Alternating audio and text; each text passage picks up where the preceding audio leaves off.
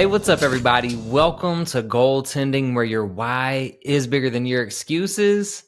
Today, I'm going to take you to camp, and I'll tell you what I mean by that here in a second. But first, I just want to say thank you so much for tuning in, allowing me to be a part of your journey, and really just all of the love, support, comments, shares, every way in which you get involved means the world.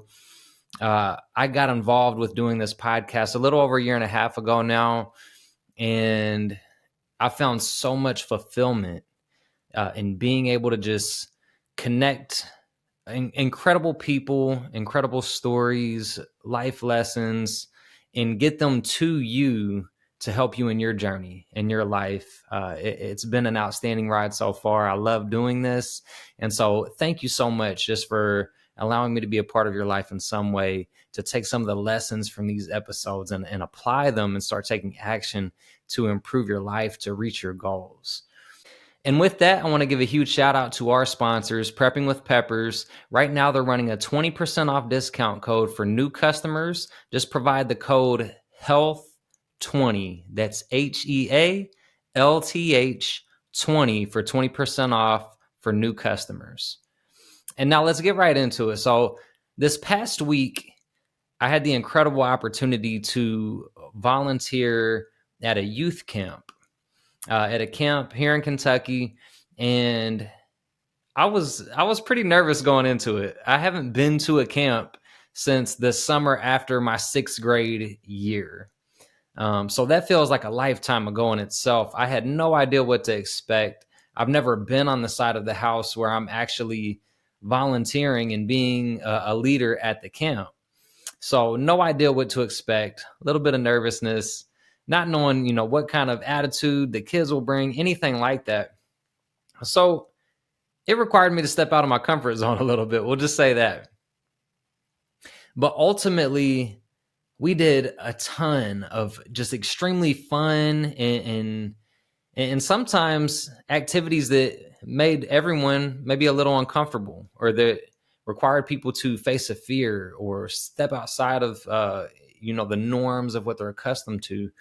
And that made it so much more just fun and enlightening, and it created a lot of opportunity for lessons to be learned. And so my favorite thing about camp was that after each activity, the camp counselors, the people that actually worked the camp, they would stop and have a conversation about the activity and then ask, how does that apply to life? How can you apply this in your journey? And so I just want to share some of the lessons that I actually took away from camp, some of the things that we discussed, because they were so valuable.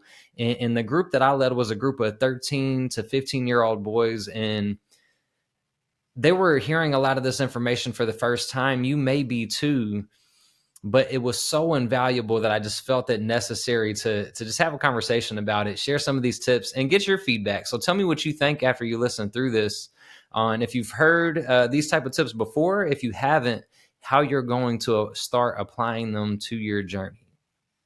So what I'll do is I'm going to go through each of the activities in order, and I'll talk through just the same way that we did. After we do an activity, we talk about what it is. And so the first activity we did was called Dangle Duo. Now, when I just saw this on the schedule, there was no description, nothing to tell me what this is. And so I was like, what in the world is Dangle Duo, right? But I'm like, we're going to show up. Let's approach this with an open mind. So we meet the camp counselor that takes us out here, and we're hiking out into the woods. And eventually we get to just a really about 30 to 35 foot high rope ladder. I would say that each of the steps on the ladder were maybe 5 to 6 feet wide. And you're talking about like maybe a 4x4 piece of wood for the step. And then there's about 4 to 5 feet in between each of the steps. And so this is just this tall rope ladder, and you actually have to hook up to a harness to even climb it. So what you do is you climb this rope ladder 2 people at a time, And because it's a rope ladder, it's swinging, it's moving, and two people are going at the same time. So it requires a lot of balance. And so a lot of people struggled, but everybody in our group that went for it made it to the top. So I was extremely proud of that everybody put the harness on. Everybody, some people were afraid of heights, but they still went for it anyway and made it to the top. And it does require a lot of teamwork and communication and balance. And so after we completed it, the question was, all right, what did you all just do? Obviously, I just explained what it is, and we worked together as a team to climb the ladder. But then how do you apply that to life? In life, first off, things are constantly moving, just like the ladder. And things require a certain level of balance to be able to continue to progress. And in many cases, when you use your people around you, when you use teammates, when you work as a collective, it makes it a little bit easier to balance, to move up, to progress.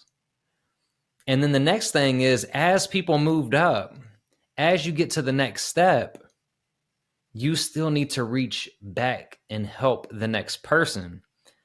And so while it's a physical metaphor and we're actually doing this, it was so relevant in terms of, wow, like when people actually work together, when you're not just worried about getting yourself up, but you're worried about helping the next person, and not for anything in return, but because you want to help them succeed. And when you're doing that with no expectation, they are helping you in return, naturally. And in every case, each of the groups made it to the top by working together, by reaching back. But what happened when there were groups that were like, oh, I'm going to try to go for this myself, right? So they just try to jump to the next step and jump to the next step. Well, what happened is they weren't communicating with their teammate. Because the ladder was moving and shaking, they would find themselves like just grabbing and grasping to the next step, trying to pull themselves up and struggling to move forward. And because they wanted to hold it all to themselves, they wanted to go for it themselves. They thought, I'm strong enough, I'm capable enough to just do this. And while there are people who were able to make steps without help, it was much harder. And so that was an incredible lesson in itself, just to really see teamwork at its finest and the working together without expectations, reaching back to help others up once you progress. All of that, I was like, okay, this is a great start to camp, right? So then later that evening, our next activity was hiking. And I'm not thinking like, okay, there's like a big life lesson we're taking away from hiking. I'm like, it's just nice to go hiking and enjoy nature and just be present in the moment and enjoy just nature around us, right? So we go hiking. It was a very short hike, maybe a mile and a half. Nothing crazy. But on the hike, there was a waterfall that we saw. We saw the sunlight shining through the trees. There were interesting looking mushrooms on the ground. You could feel a breeze in the air. Maybe a few just random different kinds of animals that we saw. And as we get through the hike, we're all kind of, joking around, just walking through the woods, casual conversations. And we get to the end. And our camp counselor, once again, he's like, all right, what did you all see out there? And so I just listed a few of the things that we saw on the journey. And it's like, okay, well, the sun is a representation of life, of giving life. And mushrooms are a sign of decay and rot, which is also a part of life, that things die and decay. And so, but a big point was to notice the things around you as you're going through your journey. Like life is just one big hike. And you can choose to just stumble through and not notice the things around you, not notice the beauty of life and the sunshine in the trees and the grass and whatever it is, the natural resources around you. You can choose to fumble through and not notice all of the beauty and all of the great things going on. Or you can focus on it being a hard climb, or that you're going uphill, or that you tripped over a stick, or whatever it is. You can look for the negatives. And so I really just thought it was a great reminder that while we were going, because we didn't know that we're going to have this conversation afterwards, we're not necessarily being hyper focused on noticing the beauty around us. It wasn't until after, when he asked the question, that we were challenged to think back to what did we see? What were the things that stood out in our minds from that height? And so as you go through your journey in life, don't forget to just look around, appreciate the things around you, notice the beauty in your environment, find the things to be grateful for, because life is just one big hike. All right, so the next thing is we did some field games, which as we're going out there, like, we have hundreds of games you can choose from. What do you all want to do? And we really wanted to keep it open-ended. So we were like, why don't you tell us, like, what are some fun things for a group of 13 to 15-year-old boys, And so they're throwing out some games. We did a few different things, but there's one that just really, really stood out to me as having an incredible lesson that we discussed afterwards. And it was called the helium hula hoop. And so we had 8 people circle around a hula hoop. And you have to put your fingers parallel to the ground and set the edge of the hula hoop on top of your fingers. You're not allowed to like hook or grab or use your whole hand. You're just using your pointer fingers, and you have them parallel with the ground the whole time. All 8 people have to have their fingers touching the hula hoop, and you lower it to the ground together as a team. Now we're back to the teamwork thing, right? And communication. But ultimately, as you start to go down, it becomes very hard. It feels like the hula hoop is literally floating off of your fingers. It feels like there's helium in the hula hoop, but there's not. It's just a natural hula hoop.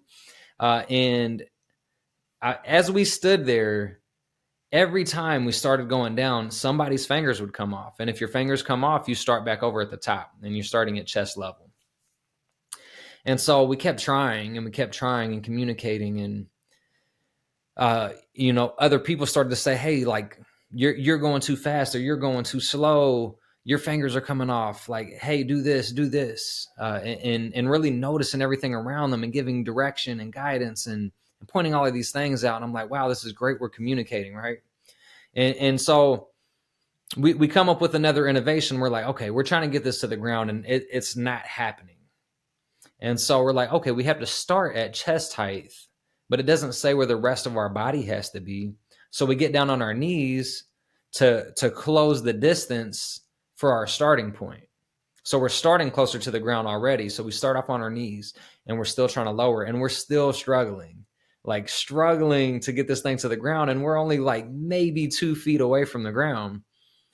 And as we get close to time, we finally come to the innovation of thinking outside of the box of, hey, we just have to be at chest height. Why don't we lay flat on the ground, put our chest on the ground, and that way we're starting already finished. And so we did complete the exercise, but in a very outside of the box way. I don't know if it really counts or not. And as we stepped away from that, the communication aspects came out. People talked about how they noticed things in the people around them. But the really big takeaway was that a lot of people were externally focused. Very few people looked at what they were doing wrong or how they could help, other than looking for what others were doing wrong and trying to tell them what to fix. Have you ever done that in life? Like it can be hard to notice in the moment, but it's very easy for us to get caught in just having an external focus and noticing the negative and putting that out there, and notice what everybody else is doing wrong. But it's a lot harder to see and recognize when there is something that we need to improve, when there's something that we're doing wrong. And so what was happening is, there was one person, and it looked like, it just looked like they kept dropping their fingers too fast, right? And so the hula hoop kept levitating over their fingers, and we're like, you got to get your fingers on it. And as they're trying to come up, their finger just stays off of it the whole time. And after a little bit, I was like looking around the circle and just thinking through maybe a little bit of physics, but I was like, I don't think it's that he's going down too fast. It's that by the person across from him that was giving him direction, by him going down too fast, that was causing the hula hoop to angle up, which was pulling it off of the other person's fingers that we thought was going down too fast. So really, that's that other people were going down too fast, and it was causing the hula hoop to go up for him. But everybody just saw the hula hoop coming off of his fingers, and so they were directing him on what he needed to do instead of looking at what they were doing to cause that effect. And so that in itself was just an incredible lesson and takeaway in, I don't think it can be said enough, the importance of just looking internally when you work as a team instead of always looking at what other people are doing wrong or what other people need to do better. Just look at how can you best contribute to the team in any situation. And when you start to do that, you're going to see success in your life because you are contributing to a team in a way that people, even if you're making mistakes, they know that you're trying, that you're receptive to feedback, that you're making that effort. So keep that in the back of your mind. Health, fitness, fat loss, sleep, all goals that are impacted by the fuel you put into your body. I've tried meal prepping at home, and I've tried multiple meal prep companies, including those that deliver, but I'll be honest, nothing has been better than the meals I get from Prepping with Peppers. They offer fresh, never frozen meals on a weekly rotating basis, so you don't have to get tired of eating the same meals over and over again. So save yourself some time for the things that matter most by ordering your meals at preppingwithpeppers.com. And then probably my absolute favorite activity from camp was the Repel Tower. So we had a 55-foot wall that we all rappelled down. So you have on a harness, there's a rope, and you actually have your feet on a wall and you're kicking back and rappelling down from 55 feet up. First off, I always love rappelling. It's something I've done multiple times in the military. So it was not unfamiliar to me. But as each of the young men in my group came up, I would ask them, like, have they done it before? And I think there was only maybe one or two people that had. So the majority of my group, this was their first time having this experience and doing this. And I saw a lot of fear. Some of them physically were shaking as they were coming up and hooking up. And you could see the nervousness and the fear just in their face and the shakiness in their voice as they trembled and just really tried to focus on the safety that was connecting them to all the harnesses and listening to their direction. And then as he told them to step off the wall, they did.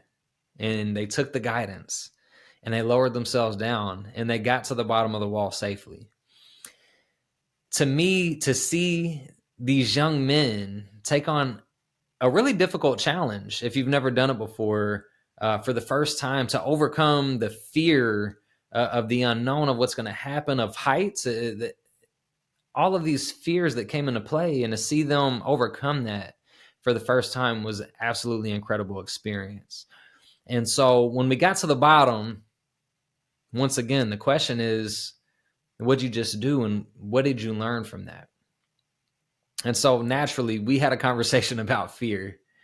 There was a person in our group who reached the top and they elected not to rappel down. There were other people who, were shaky and trembling and very verbally and physically noticeably scared. And they did it anyway, and they overcame it. And there were other people who came up looking and seemingly confident. They took direction and they went down, but all facing the same challenge and the same obstacle. So why was each person's experience different? Because we don't all respond the same way to fear or to unknown situations. And the really big takeaway is that we all experience fear. Every person in the group admitted to having uncertainty, to feeling fear as they went up, but they did it anyway. And so what we talked about is taking action in the face of fear. Because once you realize that everybody experiences fear, but you don't have to let it stop you or control you or prevent you from taking action. And then everybody who made it to the bottom felt a sense of accomplishment from doing it anyway. They felt better after doing it.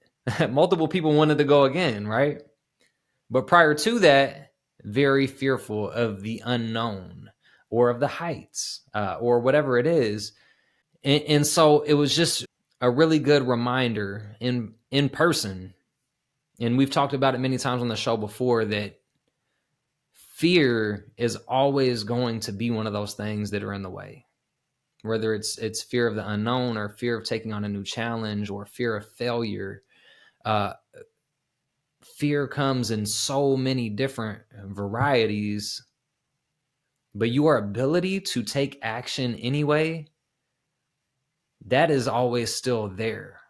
You get to choose how you respond in the face of the fear. And so that was just an incredible experience, getting to see those young men overcome that, to have that reminder of taking action regardless of if you're afraid or not in a situation was outstanding. And then finally, our last day culminated with a trip to the lake. And it was really just a great time. We spent some time relaxing on the water. So they had these things called corkles. It's kind of like a mini circular kayak made for one person to sit in, and you get a paddle so that you can paddle yourself in it. So just a small circular kayak is what I would call it, but they're called a corkle. And so we each had our own corkle with a paddle. And in the 2 hours that we had out on the lake, part of that time, several people just laid back and relaxed in the corkle, enjoyed the sun, enjoyed being on the water, and relaxed. Part of the time, we got out of our corkles. We started flipping other people out of their corkles, just kind of playing around and having fun. Some people started racing. We had some races. So really just a lot of different things, experiences, emotions while we were out on this just couple hours of hanging out on the lake. And so as we talked about it afterwards, at this point, we had already, had multiple deep conversations. There had been a lot of trust and camaraderie built up over the time that we had been at camp. And so we went straight to, some people were in their corkle and some people were in the water. And it was pointed out, it was a lot harder to do things or to help someone else if you were in the water versus being on your boat in the safe, dry, like floating space. If you're in the water, you had to keep yourself above water. So it was much more difficult to do things or to help other people. And so that was an incredible insight, is that we all have different seasons of life. We have, great seasons like our summertime, the sun is shining, everything's great. And I would relate that to the periods, where we were laid back, relaxing, just basking in the sun, enjoying the water, enjoying some peace in nature. But then you also have your cold periods and your challenging periods. And I would say that's when you're flipped off of your boat, you're in the water, you're boat has floated away and you're struggling to get back to it and it keeps moving, a more challenging and difficult time, right? But how do you look at each of those moments? What is your mentality? What's your mindset when you are underwater, when you're in the water, when you're struggling to get back to your boat? Now, we were having a great time, but also this time of the lake. And life, sometimes we go underwater, or we're struggling to keep our head afloat. And as bad as we want to still be able to try to help others, because maybe we find fulfillment in that place, we're struggling to keep our own selves above water. And so it was really a great reminder of the seasons of life, just understanding and really finding fulfillment in enjoying your good periods and your good season of life. Like, really appreciate and bask in that and find the gratitude. And when you're in one of those down periods, understand that you'll get back to a good period. It's just a season. And although when you're in that season, it's very difficult, and it's a challenge, and you just want it to be over. You want things to be better, and sometimes it takes time. Sometimes seasons are longer than we expect. I know that sometimes the snow comes when we think it's springtime, but it's snowing anyway.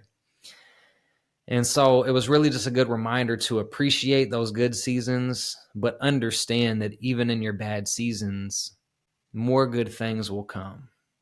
Keep swimming. Keep yourself above water. Do the things that you know you need to do to stay afloat. Get back to your boat and get yourself back above water. And once you do, you get yourself back to a good season. And you find appreciation in the challenge that you face to get back to your boat. And so incredible, incredible lessons from camp. And the last thing that I'll leave you with is that as we departed, they say, this camp is just a piece of land. You can take camp with you. Make camp anywhere that you go in life. Look for the lessons and the things that you do. Look for the opportunity to, work as a team and communicate and continue to learn and challenge and focus on improving your mindset and the way that you look at things in life. And so I had an absolutely outstanding time at camp. I had to share all of those takeaways and lessons that are just absolutely beautiful to apply to your journey. So thank you once again for tuning in, allowing me to be a part of your journey. Please go like, subscribe, share, and comment with your thoughts and questions to join the conversation, and let's grow.